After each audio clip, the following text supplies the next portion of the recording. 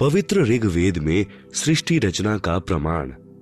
ऋग्वेद मंडल 10 सूक्त 90 मंत्र 1।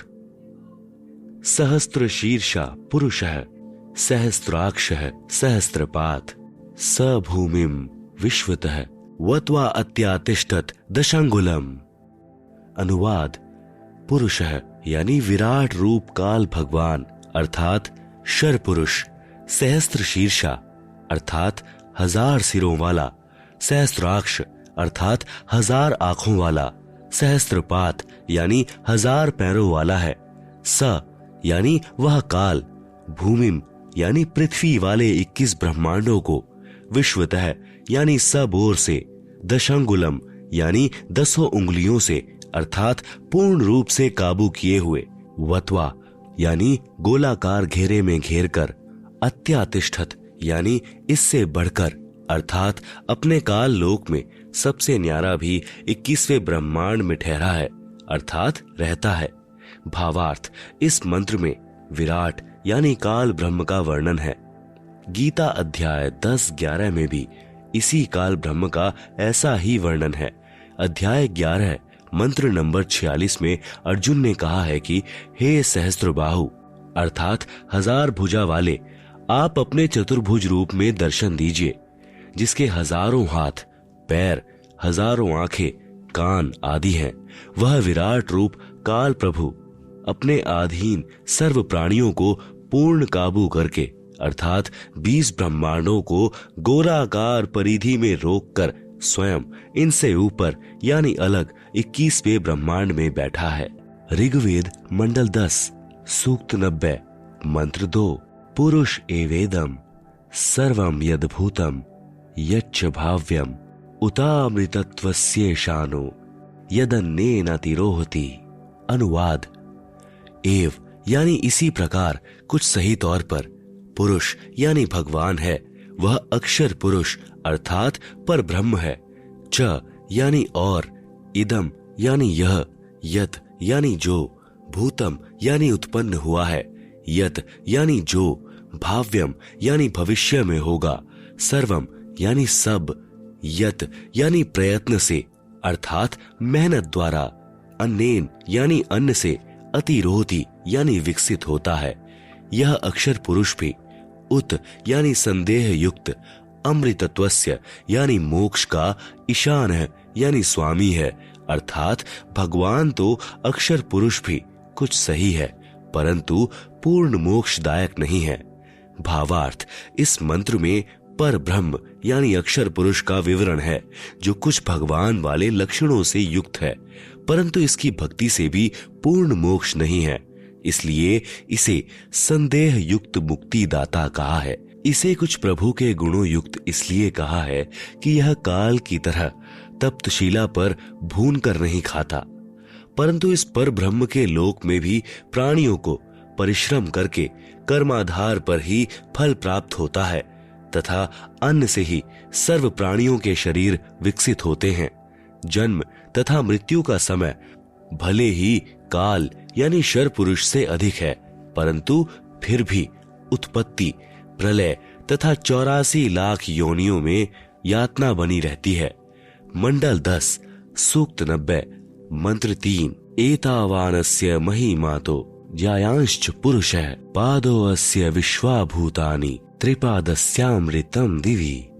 अनुवाद: अस्य यानी इस अक्षर पुरुष अर्थात पर ब्रह्म की तो एतावान यानी इतनी ही, महिमा यानी प्रभुता है, च यानी तथा, पुरुषः यानी वह परम अक्षर ब्रह्म अर्थात पूर्ण ब्रह्म परमेश्वर तो अतः इससे भी ज्यायान यानी बड़ा है, विश्वा यानी समस्त, भूतानी यानी शर पुरुष तथा अक्षर पुरुष तथा इनके लोकों में तथा सत्यलोक तथा इन लोकों में जितने भी प्राणी हैं, अस्य यानी इस पूर्ण परमात्मा परम अक्षर पुरुष का पाद है यानी एक पैर है अर्थात एक अंश मात्र है।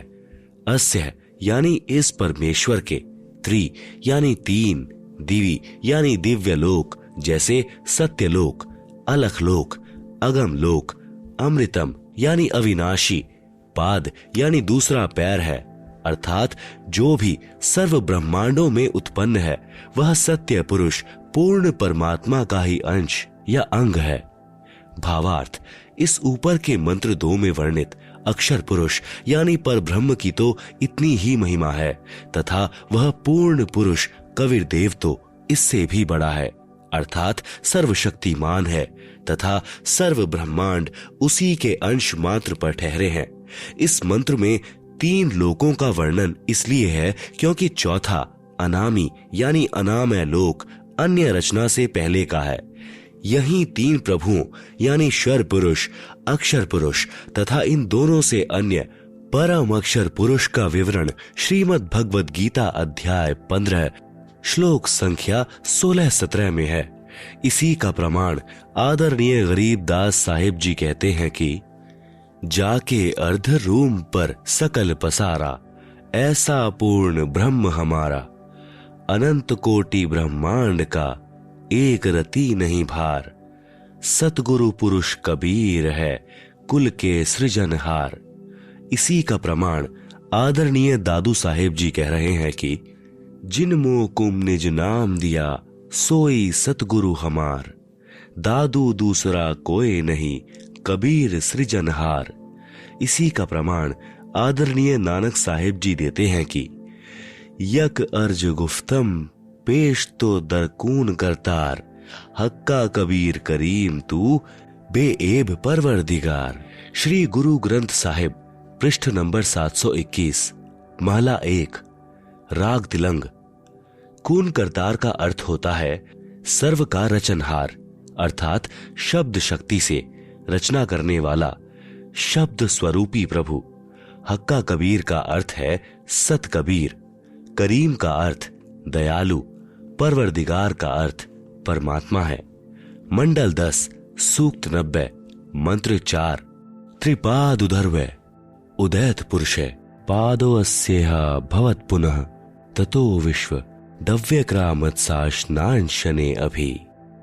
अनुवाद, पुरुष यानी ये परम अक्षर ब्रह्म अर्थात अविनाशी परमात्मा, उधर्वै यानी ऊपर, त्रि यानी 3 लोक जैसे सत्यलोक, अलख लोक, अगम लोक रूप, पाद यानी पैर अर्थात ऊपर के हिस्से में, उदैत यानी प्रकट होता है अर्थात विराजमान है, अस्य यानी इसी परमेश्वर पूर्ण ब्रह्म का, पाद है यानी एक पैर अर्थात एक हिस्सा जगत रूप, पुनर यानी फिर, इह यानी यहां, अभवत यानी प्रकट होता है, ततः यानी इसलिए, सह यानी वह अविनाशी पूर्ण परमात्मा, अशनांशने यानी खाने वाले काल अर्थात शर पुरुष व न खाने वाले पर ब्रह्म अर्थात अक्षर पुरुष के भी, अभि यानी ऊपर, विश्वड़ यानी सर्वत्र, व्यक्रामत यानी व्याप्त है अर्थात उसकी प्रभुता सर्व ब्रह्मांडों व सर्व प्रभुओं पर है। वह कुल का मालिक है जिसने अपनी शक्ति को सर्व के ऊपर फैलाया है। भावार्थ, यही सर्व सृष्टि रचनाहार प्रभु अपनी रचना के ऊपर के हिस्से में तीनों स्थानों सतलोक, अलखलोक, अगम लोक में 3 रूप में स्वयं प्रकट होता है अर्थात स्वयं ही विराजमान है। यहाँ अनामी लोक का वर्णन इसलिए नहीं किया क्योंकि अनामी लोक में कोई रचना नहीं है तथा अकह यानी अनामय लोक शेष रचना से पूर्व का है। फिर कहा है कि उसी परमात्मा के सत्य लोक से बिछुड़कर नीचे के ब्रह्म व पर ब्रह्म के लोक उत्पन्न होते हैं और वह पूर्ण परमात्मा खाने वाले ब्रह्म अर्थात काल से, क्योंकि ब्रह्म यानी काल विराट शाप वश 1,00,000 मानव शरीरधारी प्राणियों को खाता है तथा न खाने वाले पर ब्रह्म अर्थात अक्षर पुरुष से पर ब्रह्म प्राणियों को खाता नहीं, परंतु जन्म मृत्यु कर्म दंड ज्यों का त्यों बना रहता है। भी ऊपर सर्वत्र व्याप्त है अर्थात इस पूर्ण परमात्मा की प्रभुता सर्व के ऊपर है। कबीर परमेश्वर ही कुल का मालिक है जिसने अपनी शक्ति को सर्व के ऊपर फैलाया है। जैसे सूर्य अपने प्रकाश को सर्व के ऊपर फैलाकर प्रभावित करता है, ऐसे पूर्ण परमात्मा ने अपनी शक्ति रूपी रेंज क्षमता को सर्व ब्रह्मांडों को नियंत्रित रखने के लिए छोड़ा हुआ है। जैसे मोबाइल फोन का टावर एक देशीय होते हुए अपनी शक्ति अर्थात मोबाइल फोन की रेंज यानी क्षमता चहुं ओर फैलाए रहता है, इसी प्रकार पूर्ण प्रभु ने अपनी निराकार शक्ति सर्वव्यापक की है, जिससे पूर्ण परमात्मा सर्व ब्रह्मांडों को एक स्थान पर बैठकर नियंत्रित रखता है। इसी का प्रमाण आदरणीय गरीबदास जी महाराज दे रहे हैं। अमृतवाणी राग कल्याण। 3 चरण चिंतामणि साहिब, शेष बदन पर छाए, माता पिता कुल न बंधु, ना कीन्हे जननी जाए। मंडल 10 सूक्त 90 मंत्र 5। तस्माद्विराल जायत विराजो अधि पुरुषः, स जातो अत्यरिच्यत पश्चाद भूमि मथो पुरः। अनुवाद। तस्मात् यानी उसके पश्चात उस परमेश्वर सत्य पुरुष की शब्द शक्ति से विराट यानी विराट अर्थात ब्रह्म, जिसे शर पुरुष व काल भी कहते हैं, अजायत यानी उत्पन्न हुआ है, पश्चात यानी इसके बाद, विराज है यानी विराट पुरुष अर्थात काल भगवान से, अधि यानी बड़े, पुरुष यानी परमेश्वर ने, भूमिम यानी पृथ्वी वाले लोक, काल ब्रह्म तथा पर ब्रह्म के लोक को अत्यरिच्यत यानी अच्छी तरह रचा, अतः फिर, पुरह यानी अन्य छोटे छोटे लोक, स यानी उस पूर्ण परमेश्वर ने ही, जातः यानी उत्पन्न किया अर्थात स्थापित किया। भावार्थ। उपरोक्त मंत्र 4 में वर्णित तीनों लोकों अगम लोक, अलख लोक तथा सतलोक की रचना के पश्चात पूर्ण परमात्मा ने ज्योति निरंजन यानी ब्रह्म की उत्पत्ति की, अर्थात उसी सर्वशक्तिमान परमात्मा पूर्ण ब्रह्म कबीर देव यानी कबीर प्रभु से ही विराट अर्थात ब्रह्म यानी काल की उत्पत्ति हुई। यही प्रमाण गीता अध्याय 3 मंत्र 15 में है कि अक्षर पुरुष अर्थात अविनाशी प्रभु से ब्रह्म उत्पन्न हुआ। यही प्रमाण अथर्ववेद कांड 4 अनुवाक 1 सूक्त 3 में है कि पूर्ण ब्रह्म से ब्रह्म की उत्पत्ति हुई। उसी पूर्ण ब्रह्म ने भूमिम यानी भूमि आदि छोटे बड़े सर्व लोकों की रचना की। वह पूर्ण ब्रह्म इस विराट भगवान अर्थात ब्रह्म से भी बड़ा है, अर्थात इसका भी मालिक है। मंडल 10 सूक्त 90 मंत्र 15। सप्तायस्या सन परिधय स्त्रिह सप्त समेधः कृता देवा यद्धज्ञम तन्वाना अबध्नन पुरुषम पशुम। अनुवाद। सप्त यानी 7 संख ब्रह्मांड तो परम ब्रह्म के तथा त्रिसप्त यानी 21 ब्रह्मांड काल ब्रह्म के, समिध यानी कर्मदंड दुख रूपी आग से दुखी, कृता यानी करने वाले, परिध यानी गोलाकार घेरा रूप सीमा में, आसन यानी विद्यमान है, यत यानी जो, पुरुषम यानी पूर्ण परमात्मा की, यज्ञम यानी विधिवत धार्मिक कर्म अर्थात पूजा करता है, पशुम यानी बलि के पशु रूपी काल के जाल में कर्म बंधन में बंधे, देवा यानी भक्त आत्माओं को, तनवाना यानी काल के द्वारा रचे अर्थात फैलाए पाप कर्म बंधन जाल से, अबध्नन यानी बंधन रहित करता है अर्थात बंदी छुड़ाने वाला बंदी छोड़ है। भावार्थ।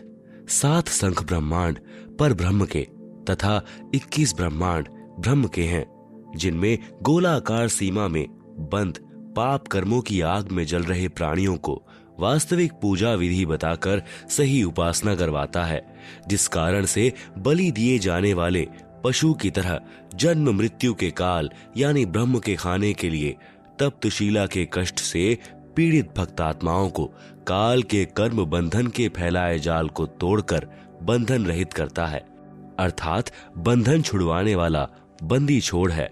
इसी का प्रमाण पवित्र यजुर्वेद अध्याय 5 मंत्र 32 में है कि कबीर अंगा ऋषि यानी कबीर कबीर परमेश्वर, अंग यानी पाप का, अरि यानी शत्रु, असी यानी है अर्थात पाप विनाशक कबीर है, बंभा ऋषि यानी बंभारी यानी बंधन का शत्रु अर्थात बंदी छोड़ कबीर परमेश्वर असी है।